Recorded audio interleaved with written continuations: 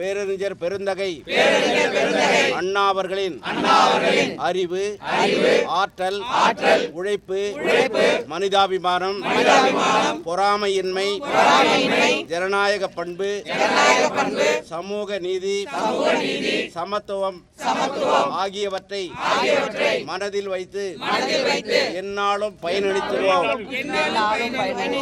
இருமொழி கொள்கையை கொண்டு வந்தும் ஏழைகளுக்கு இலவச கல்வி அளித்தும் விதவை திருமணம் செய்து கொள்வோருக்கு வேலை வாய்ப்பில் முன்னுரிமை வழங்கியும் பெண்ணுரிமையை நிலைநாட்டிய பேரறிஞர் அண்ணாவின் சாதனைகளை அனைவருக்கும் கொண்டு சேர்ப்போம்.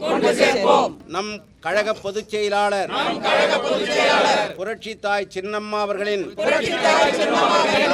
தலைமையில் கழகத்தை வெற்றி பாதையில் இட்டுச் சென்று அண்ணாவின் தம்பி இதய கனியாம் நம் புரட்சி தலைவர் இதய தெய்வம் புரட்சி தலைவி அம்மா ஆகியோரின் பொற்கால ஆட்சியை மீண்டும் தமிழகத்தில் கொண்டு வர உறுதியேற்போம்.